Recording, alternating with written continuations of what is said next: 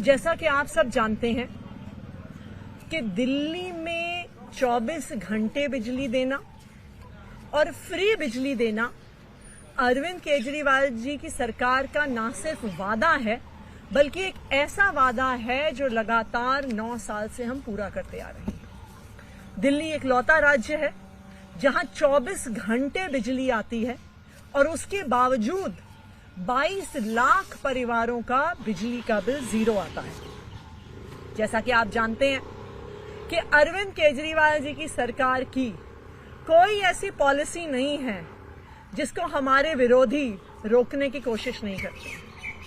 साल दर साल हर साल जब भी अरविंद केजरीवाल जी दिल्ली वालों के लिए कोई काम करने की कोशिश करते हैं, उनके हित में कोई फैसला लेने की कोशिश करते हैं, तो हमारे विरोधी हर संभव प्रयास कर देते हैं उस काम को रोकने का। आपको याद होगा कि पिछले साल भी जब बिजली की सब्सिडी आने का समय आया था तो कितनी कोशिश हुई थी हमारे विरोधियों द्वारा उस सब्सिडी को रोकने की। एक समय तो ऐसा भी आया था जब हमें ये घोषणा करनी पड़ी थी कि आज के बाद जीरो बिजली बिल समाप्त हो जाएंगे। इस साल भी पिछले 1 महीने से लगातार इन लोगों ने हर संभव प्रयास कर लिया कि आने वाले वर्ष 2024-25 में दिल्ली वालों का जीरो बिजली का बिल ना आए और किसी तरह से केजरीवाल सरकार की सब्सिडी रुक जाए। इन्होंने अफसरों को बुलाया, अफसरों को धमकाया, पूरी कोशिश कर ली कि दिल्ली वालों के जीरो बिजली के बिल रुक जाए। लेकिन जैसा कि आप सब जानते हैं कि अरविंद केजरीवाल जी ने जब एक बार दिल्ली के लोगों को वादा कर दिया तो फिर उन्हें जो भी करना पड़े, जितना भी संघर्ष करना पड़े, जिसके आगे हाथ जोड़ना पड़े, जिससे लड़ाई करनी पड़े, कुछ भी करना पड़े, अरविंद केजरीवाल जी दिल्ली वालों को अपना वादा पूरा करके रहते। और आज मुझे सभी दिल्ली वालों को ये बताते हुए बहुत खुशी है कि आज की केजरीवाल सरकार की कैबिनेट की बैठक में जो दिल्ली वालों को फ्री बिजली के बिल मिलते हैं, जो उनको सब्सिडी मिलती है, वो 2024-25 में भी जारी रहेगी। उसका फैसला आज कैबिनेट ने लिया है।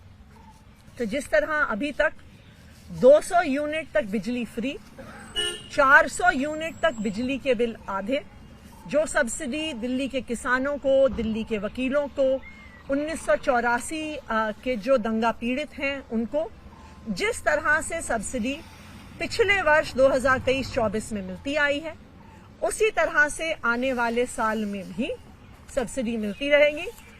दिल्ली वालों का बिजली का बिल जीरो आता रहेगा और अब ये पॉलिसी 31 मार्च 2025 तक पास कर दी गई है।